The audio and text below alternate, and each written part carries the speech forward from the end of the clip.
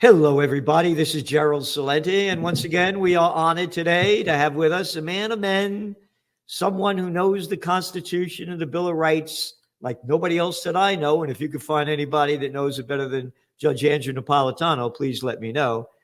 And each week, he talks about the Constitution and the Bill of Rights and how our rights have been robbed from us and continue to be lost. And Judge, thanks for being here today. You have another article that's coming out tomorrow, No Warrant, No Problem. And it's about how there used to be a thing called the Fourth Amendment that it seems to not exist anymore. Could you explain it, please? Well, the Fourth Amendment, thank you, Gerald, and thanks for the kind introduction. As people watching us now undoubtedly know, the Fourth Amendment was written to secure the right to privacy. It expressly guarantees that right and expressly says the government can only interfere with that right when it gets a search warrant based on probable cause of crime sworn to under oath to the judge who signs the warrant. So when the feds want to surveil us and they don't have evidence of crime, but they just have an insatiable attitude for information about us, here's what was revealed last week. Avril Haines, not well known to the public, but Joe Biden's director of national intelligence. She's the nominal boss of the 16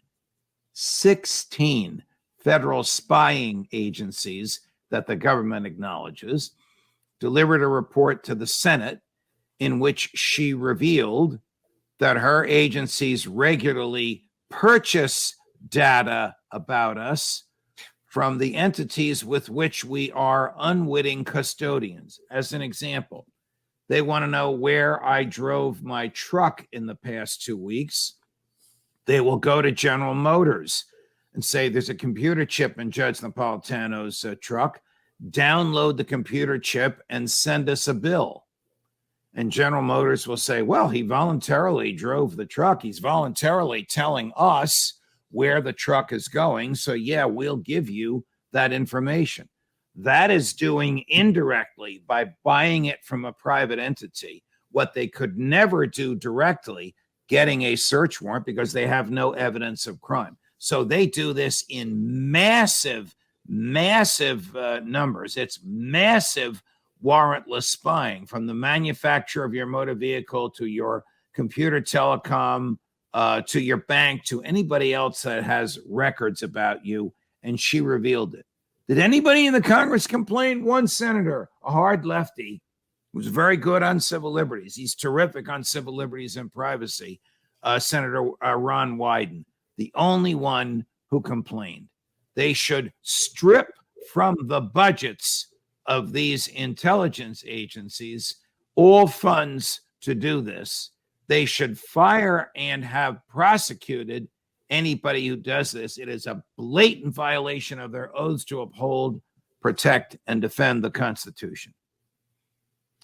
Calling them intelligence agencies is an oxymoron. Yes, it is. They call themselves. I know we're going to talk later about Russian intel. They have coined this phrase going back to the post-World War II era, and they think they're the smartest people on the planet. What they have, of course, is dirt, personal baggage on members of Congress, so their budgets never decrease; they always increase. And what have they done? What?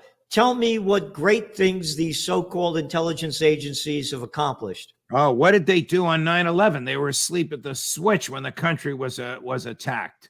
What have they done? They spy on each other. It's games that they play. I've been asking my intel guys this week, does the CIA spy on President and Mrs. Biden in the White House? They don't want to answer that. These are guys that you and I know, like Phil Giraldi. They don't want to answer that. But because the intelligence community, lowercase or uppercase I, because that's proper noun, it doesn't describe their intellect, has such a voracious and insatiable appetite for personal information about us that they will go to these links. This is a fishing net. Let's just put a fishing net out there, see what we can find on Celente, see what we can find on RFK Jr., see what we can find on Judge Napolitano. That's the exact thing that the Fourth Amendment was written to prohibit. Well, you write in your article, you talk about the Stamp Act and how when America was a colony under the British, they had the Stamp Act. And could you explain more about that? The Stamp Act required that everyone in the colonies, not in Great Britain, or there would have been a revolution there, everyone in the colonies have a stamp on every piece of paper. So every book, every pamphlet, every letter, every financial document, even a poster to be nailed to a tree. You had to go to a British government post office, really, and buy the stamp. Now, it wasn't a stamp like we use today. It was more akin to a rubber stamp, which they put on with a stencil, and it was a British regal insignia.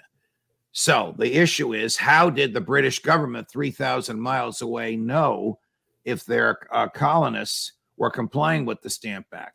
They gave British agents and soldiers general warrants. A general warrant says, search where you want, seize whatever you find. It doesn't specifically describe the place to be searched or the person or thing to be seized. It isn't based on probable cause of crime. It's based on government need.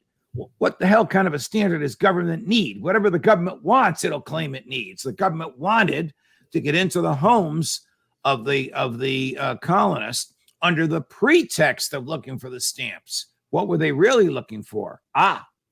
They were looking for revolutionary materials so they could predict who was going to foment resistance to the king. A group of students at the College of New Jersey, which eventually became Princeton, did some math and figured out that it cost more to enforce the Stamp Act than was generated by sales of the stamp. Now, what kind of a revenue generating measure costs more than they bring in? One whose goal is not revenue, but whose goal is to get inside the colonists' homes. The Fourth Amendment was written to assure that that would never happen here. It's happening here digitally. So it's the Stamp Act 2.0.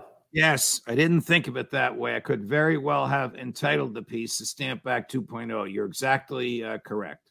So what has happened, as I see it, is that the United States has become the country that our founding fathers fought against. Yes. And it's the mentality of Great Britain, those lovely, lovely Brits who speak so properly, and the sun never set on the British Empire as they slaughtered millions of people around the world and stole whatever they wanted and killed whoever they wanted to. But Exactly you have to right. say it properly.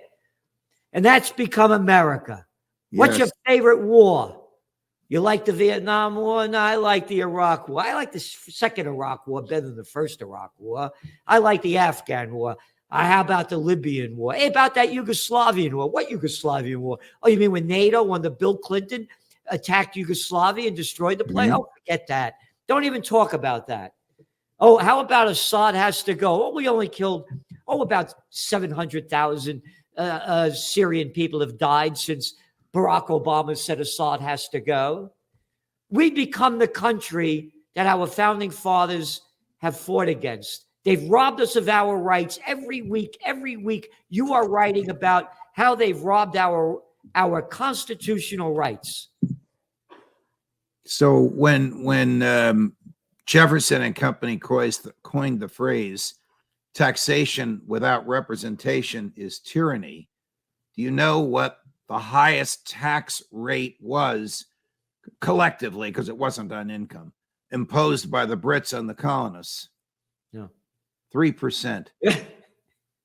Today, if you lived in New York City and made a good income, it would be about 59%. Yeah, and that's something. Well, 3% was enough for a bloody revolution. What is 59% enough for? Yeah. Wow. You're exactly right. We have become the country from which we rebelled. Yep. Far worse, far less freedom, far more confiscatory taxes, far heavier and intrusive government than Jefferson and Madison could ever have imagined. Look what they did with the COVID war crap. Correct. Close down your business. I'm the governor. I'll tell you what to do. Look at that little piece of crap you got over there, that little Murphy boy. Oh, where did he come from? The Goldman Sachs gang? Yep. Oh, Yep. yeah. How about that arrogant little boy we had over here, Andy Cuomo? I'm a daddy's boy. I'm renaming the Tappan Zee Bridge after my daddy. Close your business down. I'll tell you what to do. Yes, sir. I'm going to tell you, Judge. You know what's happened in America? There's no fight. The people have lost their fight. They're not fighters. Well, somebody who's willing to fight on all of this is giving Joe Biden and company sleepless nights, and that's Bobby Kennedy Jr. He's now up to 26% of Democrats, and that's before Joe tripped and fell and claimed he fell on a sandbag, which wasn't there. That's before Joe, on the day his Secretary of State returned home from trying to patch up differences with China, called the president of China a dictator. Yeah. That's before Joe ended a speech on Second Amendment rights, which he doesn't believe in, with God Save the Queen. All this stuff is giving the Democrats conniptions and Bobby poll numbers that they cannot overlook. Well, you know me. I was the first guy to call it. I said yes, that you were. Would be RFK Jr. and Judge Andrew Napolitano for vice president. I said that going back to what, November of last year? Yes, you did.